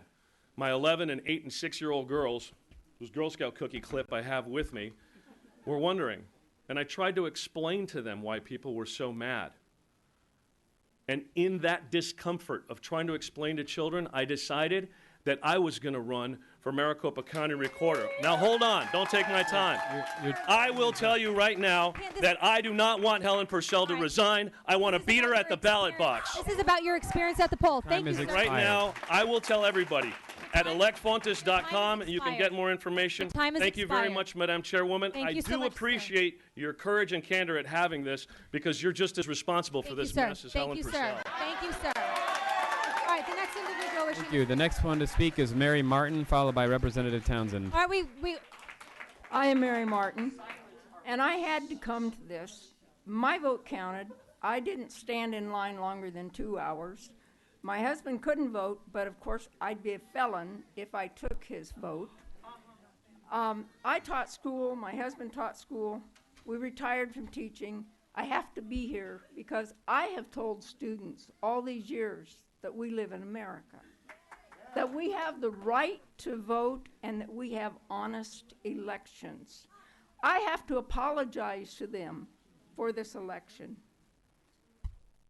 This is a travesty of justice. I really feel there's criminal intent. I feel that there was definite intent when I look at this map of the voting precincts and see where people couldn't vote unless they had a car. And I have a car, but I'm going to speak for the people that didn't have the time, didn't have the car, and so they couldn't vote. Thank you so much. The next. Thank you. So much Representative Townsen, followed by Representative Townsen. followed by and then followed by Michael Martinez. And that's probably then all we will have time for. And we will be adjourning. Ms. Townsend. Representative Townsen. Thank you, Madam Chair, and members and people in the audience who've come down here from some people from great distances. I will keep my comments short. I had several questions and several concerns. The night that this election happened, I called the Secretary of State to begin the process of finding out, do some fact checking and find out what did happen. I put out a message to my constituents asking for their experiences, and I will just share a couple with you, and then also my own experiences. But I'm most specifically concerned, everything concerns me. I'm extremely concerned with folks who have come to me who have said they have not used any MVD registration. They haven't changed their address. They've been, two of them were lifelong Republican voters, hadn't moved, hadn't re-registered. They came down to vote, stood in the lines, and found out that the husband was registered as other, and she was registered as a libertarian. And so somewhere something has gone wrong. I know we're all very upset and we want to point fingers and hang somebody today, but I would much prefer that we go through a fact-finding process. And I do sit on the Joint Legislative Audit Committee, and I have asked my assistant to request over to the Senate that we hold a hearing for the Joint Legislative Audit Committee, because I'm a state representative and this is what we can do, requesting that we have an audit, the Auditor General come through and audit and find out specifically those types of situations that have no explanation, do a forensic look and see why did her Republican voter registration switched to Libertarian, and the others, as well as everything else. I want to know, why did I get 2 ballots in the mail for myself? I would like to know things like, Highway Baptist Church in my district, there was no parking because the parking was being resurfaced, the parking lot. There's several questions I have, but voters, rest assured, those people sitting up here on this dais, as well as myself and everybody else in this legislative body, want answers as much as you do. I know we want to sling arrows at them. I commend Michelle Udensi Rita for having this meeting, and you can rest assured that we will find out these answers for you. Thank you. Thank you, Ms. Thank Townsend. you so much. Thank you, Mrs. Mr. Martinez. Mr. Martinez. Representative, and then we're going to have line for 4 hours at the polls, and I had to leave. I have a disability. Your name for the record, you have, I've been on the list. I'm not going to leave here like I had to leave the polls without giving my 2 minutes of testimony. Have you not been called up? Then you'll have to leave. We have one Please other state your person. name. It takes 2 minutes. Please just state your name. My name is Barbera Brown. I went to the church on 7th Avenue. I live in Maricopa County for 40 years, and I had to leave. There was no disability parking, and there was no substantial Madam Chair, parking, just let her speak. No ADA compliant. I want that on record. Thank you, ma'am. Now you're going to have. We have an. This is a lie that was disseminated in the Madam pamphlet. Chair, no. The microphone is not. I'm Michael Martinez. I will give you a minute of my time to let. Madam Chair. Thank you. And if you want to arrest me, I'm glad to go to jail on this. Okay. No, they said I could speak now. Excuse me, are you saying? I need to. Mr. Martinez has given up a minute of his Stop. time. Yeah, he's given up 1 minute of You his have time. 1 minute. You have 1 minute, ma'am. 1 minute. My name is Barbera Brown. I'm a registered voter. Okay, my name is Barbera Brown. I'm a registered voter. I'm 70 years old. I've been a registered voter here for 40 years. I went to the church, and I could not find any handicap parking. I couldn't find any parking for 45 minutes. Stayed online from 5:45 till 10 o'clock. I was in extreme pain. I already heard that people who stayed in line and voted were brave and tenacious. I am both brave and I am very tenacious. Take my word for it. So the people who had to leave, it's not because they weren't brave or they weren't tenacious. They just couldn't wait. 4 hours was more than enough. Not only that, I am on the early voter list, and I'm saying I did get a vote. I did get a vote, and then either it was misplaced or mailed accidentally. I was going to hand deliver it. I went into the voting place and said I was handicapped, said I had an early vote, but I wasn't sure what happened. Could they check? And I checked on the internet. There was no way of checking. They said I had to wait online and do a provisional vote. I said I'm going to have to leave then because I can't stand online. They said there's nothing we can do. We got this handout this morning, and it said ADA compliant. It was not. There was no parking. So much. Your minute's up. I appreciate your testimony, and we have. This will be our last. This will be our last speaker, sir. Thank you so much for your patience. We appreciate. You have 1 minute. You have 1 minute, Madam Mr. Chair. Martinez. Madam Chair, representatives, my name is Michael Martinez. I'm the Director of Legislative Affairs for the Arizona Students Association. I wanted to share a few stories. The first being that we registered hundreds of students before the February 22nd deadline. Many of them told us that they were not registered as they were supposed to be registered. We have spent a lot of time at the county recorder's office, so it really, we personally turned in those registration forms before the deadline. So I know that they should have been re-registered how they wanted to be registered, and were either turned away from the polling place or had to vote provisionally, which I think is an outrage. The other thing is I personally spent 5 hours at a voting locations talking to voters. There were people there that were there longer than I was, that stayed after polling. I left at 8:30. There were still 200 people in line. And that voting location, Escalante Center, was smack dab in between the largest community college in the nation and the largest university in the nation. They had one polling location for 100,000 students. Think about how ridiculous that seems. Finally, I live in West Mesa. Representative Mendelson, I know you represented part of West Mesa before. I want to say that I was talking to Mesa Vice Mayor Dennis Kavanaugh, and he let me know that West Mesa didn't have a single voting location. You had to go either all the way to Lindsay Road in East Mesa or into Tempe to vote. And I will share, I do have a map that I want to share. I know I'm out of time, Representative Mesnard. I will share this, I will send it to you. I had a friend who set up polling locations on a map in Maricopa County compared to poverty rates for each section. And there was 2 voting locations in areas with high poverty rates. And vast majority of the polling locations were too far away from these impoverished areas for people who didn't have cars to get to spend time to get to, and it's absolutely ridiculous. Someone needs to be held accountable. Not just take responsibility, but be held accountable for the people that didn't get the vote, and I'm hoping that happens today. Thank you. Thank you, sir. And with that, Madam Chair. I've got to say something. Madam Chair. We need to be able to say something before we leave. Sure. I've been told I have to address. You have one. You've got a very, very short window. Please. Yes, Madam Chair. I just want to just remind you, as chairwoman, you can continue this committee. However, I was wondering, since I have asked about 3 times now, if anyone from the Speaker's office has an answer whether or not we can postpone floor. I can't. The answer is no. As we did. Mr. Clark. Madam Chair, folks, please, I want to get this one thing out. Today is 2 sides of the same coin. We heard today about irregularities in the elections. We are being pushed out of this committee to go to the floor so they can push through Senate Bill 1516, which will make corruption legal in this state.